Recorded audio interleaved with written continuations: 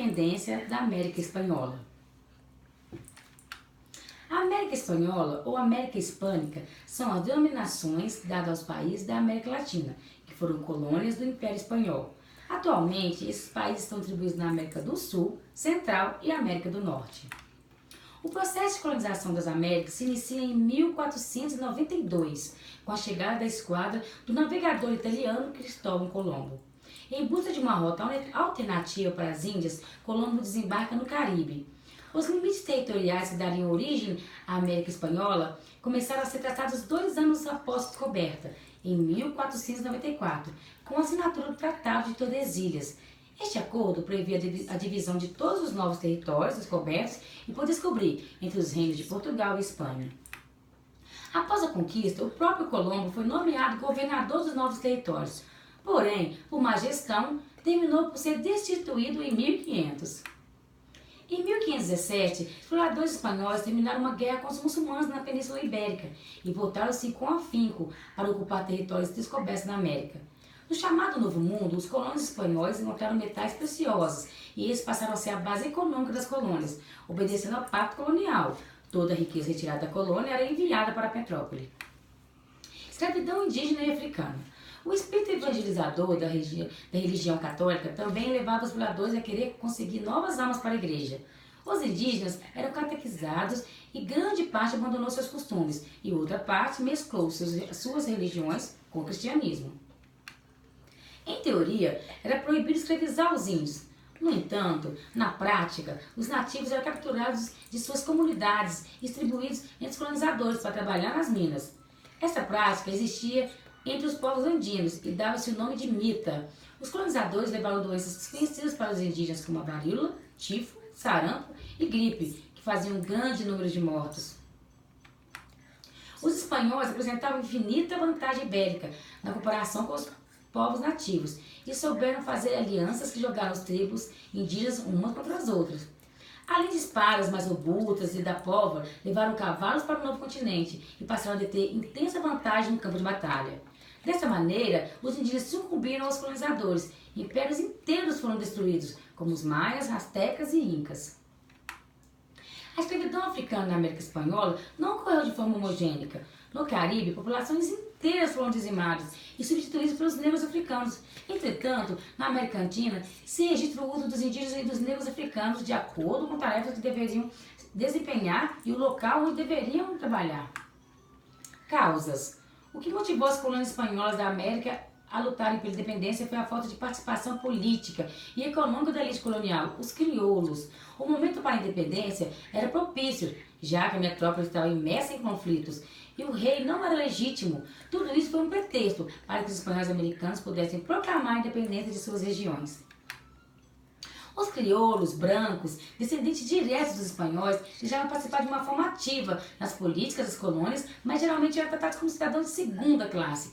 Tinham que suportar uma carga tributária muito maior que os peninsulares e, além do mais, eram proibidos de comercializar livremente com outras nações, já que a Espanha, além de pagar preços baixíssimos pelos produtos produzidos, cobrava uma tributação muito alta por esses produtos. A independência da América Espanhola. A América Espanhola teve sua independência no contexto de questionamentos de valores. O pacto colonial e a autoridade monárquica eram colocados à prova, e o iluminismo era o que regia os novos valores. A elite letrada das colônias espanholas eram formadas em sua maior parte por crioulos, que eram filhos de espanhóis nascidos na América e não tinham certos direitos ao exercício político nas decisões da Espanha. Outro fator que contribuiu para a independência foi a insatisfação dos índios, escravos e mestiços em relação às condições da vida e às quais eles eram submetidos. A chegada de Napoleão ao poder da França e a independência americana influenciaram o processo de emancipação das colônias. Os franceses quebraram o bloqueio continental e invadiram a Espanha, o que desestabilizou o poder do rei espanhol em relação às colônias. Já os Estados Unidos e a Inglaterra tinham interesses mercantis em relação às colônias espanholas.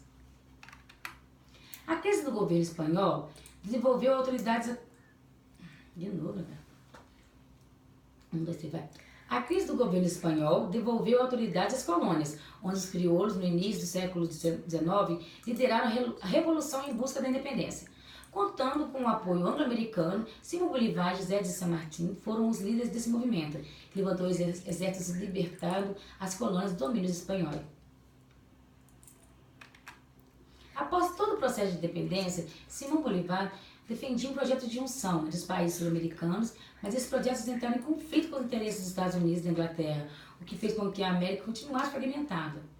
Com a independência das colônias, o cenário socioeconômico dos nossos países não mudou radicalmente, pois esses países ainda dependiam das potências capitalistas e a elite manteve seus privilégios, contribuindo para que as desigualdades continuassem. Consequências: ascensão política dos crioulos nas ex-colônias. Conquista da liberdade econômica que favoreceu financeiramente e politicamente a aristocracia. Criação da dependência econômica com relação à Inglaterra, maior potência mercantil do século XIX. Infelizmente, a independência política não significou a diminuição das desigualdades e injustiças sociais nas ex-colônias espanholas. A pobreza e a miséria continuaram como realidade para grande parte da população. Instalação do sistema republicano em que, através das eleições, as elites se perpetuavam no poder. Apesar desse desejo dos líderes como Simão Bolívar, as colônias espanholas fragmentaram em vários países após a Conferência do Panamá. A aristocracia crioula passou a governar os estados soberanos e emancipados. A economia continuou a se basear na exportação de matérias-primas e ser dependente da produção industrializada das nações europeias. Manutenção da estrutura colonial, onde os brancos eram a elite e índios e mestiços eram considerados inferiores. Curiosidades da América Espanhola. Crioulo é o termo que historicamente foi usado para designar as pessoas nascidas nas colônias espanholas da América, que tinham origem ou descendência espanhola. Essas pessoas possuíam terras, escravos, meios de extração mineral ou comércio, sendo, portanto, detentores de um poder financeiro e de uma posição social elevada. Entretanto, eram tratados como inferiores, pelos nascidos na Espanha, e não podiam desfrutar dos mesmos benefícios políticos.